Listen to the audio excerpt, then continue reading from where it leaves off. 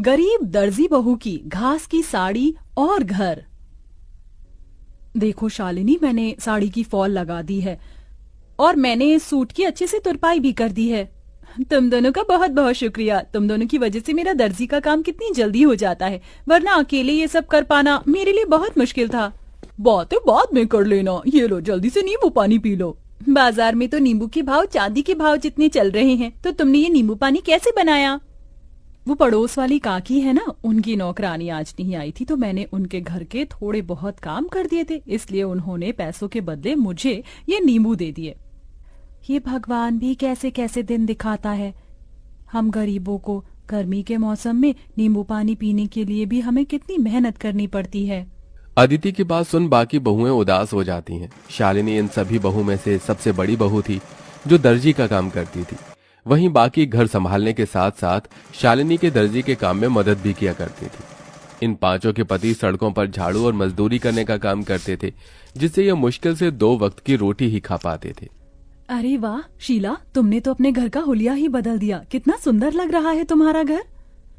वो तो अच्छा लगेगा ही ना, पूरे 1 लाख रुपए जो लगाए हैं घर के रेनोवेशन और पेंट में। वैसे मेरे ख्याल से तुम पांचों को भी अपनी ये बाबा आदम के जमाने की गुफा को रेनोवेट करवाना चाहिए। न जाने इतनी गर्मी में तुम लोग इस गुफा जैसे घर में कैसे रहते हो। खिड़की दरवाजे तो ऐसे हैं कि अगर किसी का हाथ लग गया तो वहीं टूटकर गिर जाएंगे। पांचों बहू की घर की बेइज्जती करके घमंड दिखाते हुए शीला अपने घर के अंदर चली जाती है। अपने घर की इतनी बेइज्जती होता देख पांचों बहुओं को ही काफी दुख होता है। अरे बाप रे बाप, ऐसा लग रहा है कि धरती लोक पर नहीं बल्कि सूर्य ग्रह पर पहुंच गया हूँ। कितनी गर्मी है। इतनी गर्मी में गुफा में सोओगे तो गर्मी नहीं तो क्या ठंड लगेगी? क्या गुफा?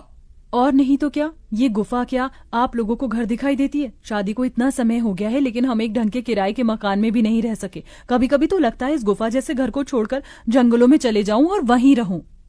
याशिका की बातें सुन सभी लोगों को इस बात का एहसास तो होता है, लेकिन अपनी गरीबी और लाचारी देखते हुए वो कुछ नहीं कहते और ऐसी ही गरीबी में उनके दिन बीतने लगते हैं। अमृता, अगर तुम न होती तो इतनी गर्मी में हमें ये ठंडा पानी पीना भी नसीब नहीं होता। जमीन ठंडी रहती है ना, इसलिए मैंने पानी के मटके रखना शुरू कर दिया था ताकि कड़ी से कड़ी गर्मी में भी हमें ठंडा पानी मिल सके। कल रात थोड़ी बहुत चैन की नींद नसीब हुई थी। वैसे ये कपड़ा गीला कर ओढ़ कर सोने का आइडिया सच में कमाल का निकला। अब तो मैं रोज ऐसे ही सोऊंगी।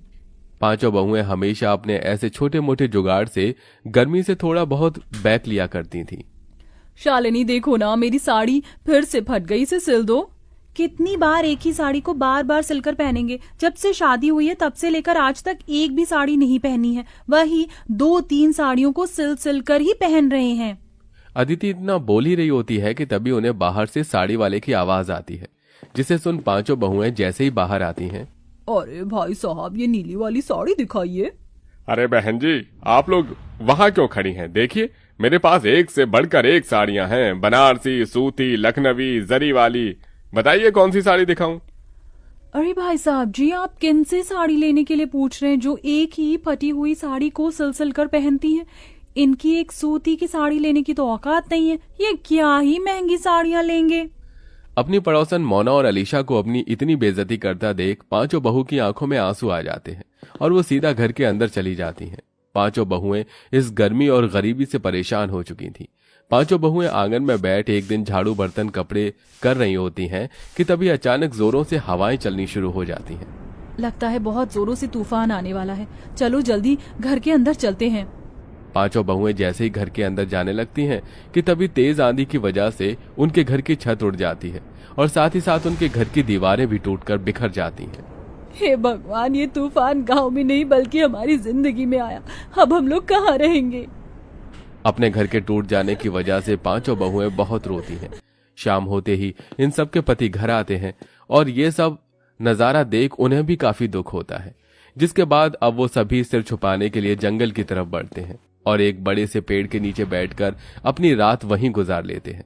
जहां ये सभी लोग रहते थे वहां पर एक बड़ी सी नदी भी बनी हुई थी जो तूफान की वजह से काफी गंदी हो गई थी, जिसे देख पांचों उस नदी की सफाई करते हैं और ऐसे ही उनके कई दिन गुजर जाते हैं। कभी कभी तो मन करता है इसी नदी के अंदर कूदकर जान दे दूं, कम से कम इन चीजों से छुटकारा तो मिलेगा।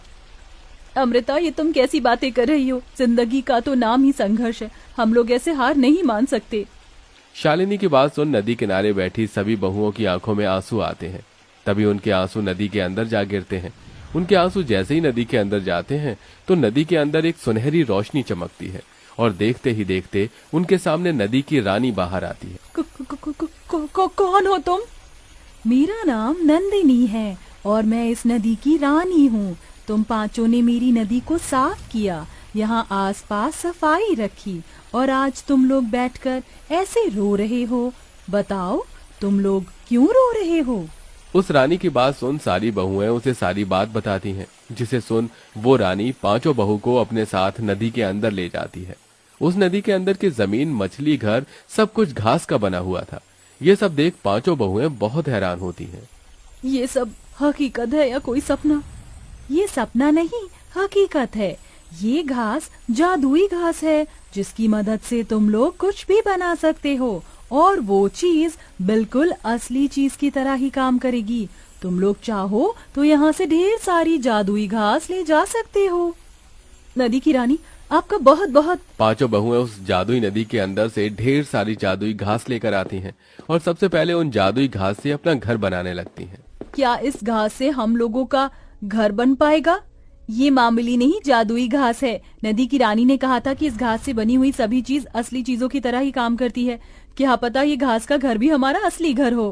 पांचों बहुएं कुछ घंटे के अंदर एक बहुत बड़ा सा घास का घर तैयार कर देती हैं, जिसमें वो पांचों अलग अलग कमरे भी बनाती हैं। साथ ही साथ वो बाथरूम और रसोई घर भी बनाती हैं, जिसमें घास का चूल्हा, घास के बर्तन और कमरों में घास का पलंग, कुर्सी।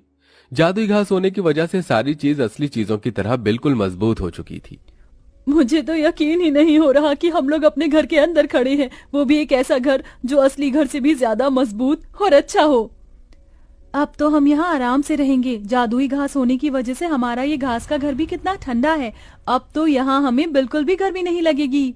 पांचों बहुएं अपने अपने पतियों के साथ आराम से घर में रहती हैं और ऐसे ही कुछ दिन गुजर जाते हैं। सच में अब तो हद हो गई है। मन कर रहा है ये बची कुची साड़ी ले जाकर फेंक दूं। क्या हुआ अदिति, तुम इतने गुस्से में क्यों हो? गुस्सा ना करूं तो खुशी के मारे नाचूं। उस दिन तुमसे साड़ी सिलवाई थी, देखो आज फिर से ये साड़ी फट गई।